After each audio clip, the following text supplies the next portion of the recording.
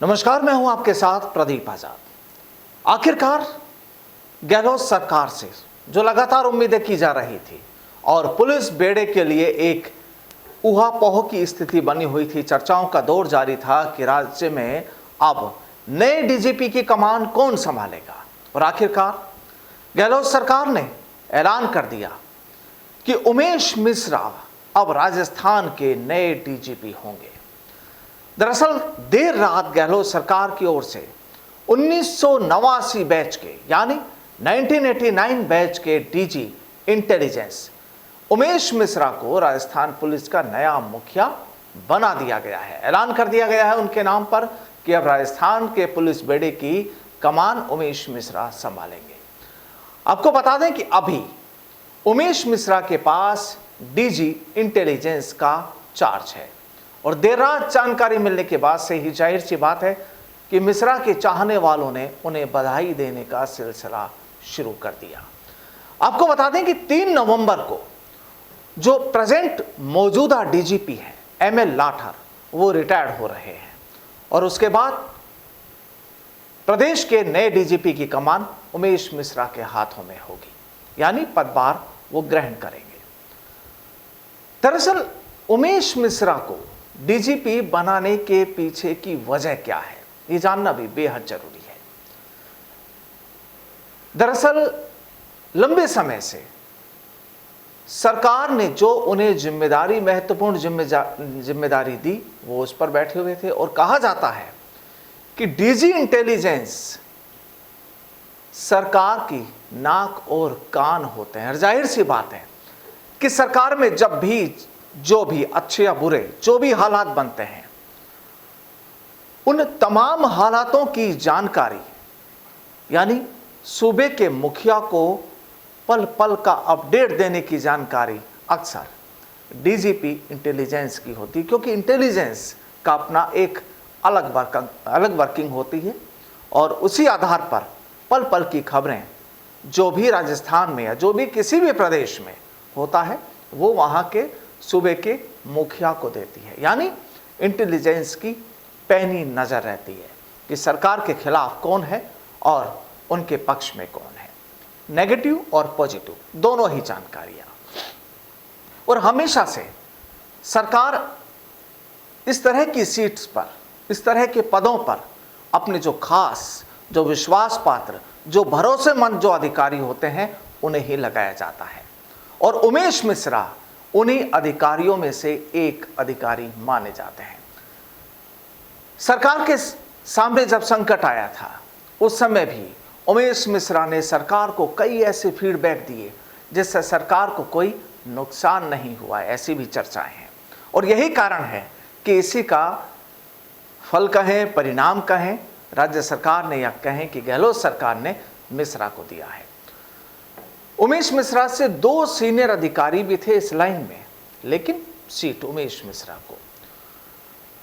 DG home guard यूआर Sahu और DG jail Bhupendra Dutt भी DGP बनने की लाइन में थे, यानी कतार में थे, नाम उनका भी था। लेकिन सरकार ने उमेश मिश्रा के नाम को प्राथमिकता दी और उन्हें राजस्थान पुलिस का नया मुखिया करार कर दिया, बना दिया।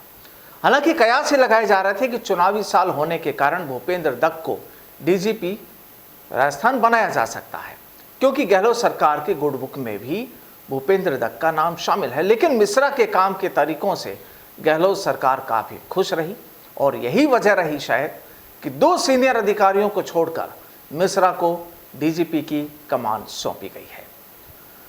1 मई 1964 में यूपी के कुशीनगर में जन्म हुआ था उमेश मिश्रा का। और यूं अगर देखा जाए तो उमेश मिश्रा जो हैं काफ़ी शालीन और शांत स्वभाव के व्यक्ति हैं। कई बार मुलाकात का मौका भी लगा और वाकई कई दूसरे अधिकारियों के मुकाबले जो उनका स्वभाव, जो उनका वर्किंग स्टाइल, जो उनका नेचर है, वो वाकई कुछ अलग है।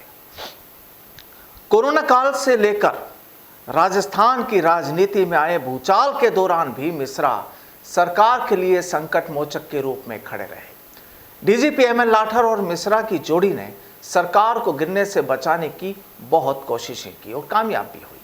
और सियासी संकट के दौरान मिश्रा फील्ड अफसरों से कहा जाता है कि मिनट टू मिनट का फीडबैक लिया करते थे और जिसे बाद में हर 6-6 घंटे के अंतराल में मुख्यमंत्री को ब्रीफिंग हुआ करती थी कि राजस्थान में कौन क्या कर रहा है, कौन कहाँ चल रहा है, किसकी क्या प्लानिंग हो सकती है। और यही कारण रहा कि सरकार से नाराज विधायक ज़्यादा कुछ सरकार को नुकसान नहीं पहुंचा सके। आपको बता दें कि उमेश मिश्रा की पुलिसिंग किसी से छिपी नहीं है, क्योंकि उनका वर्किंग और एक्शन कोई पकड़ नहीं पाता।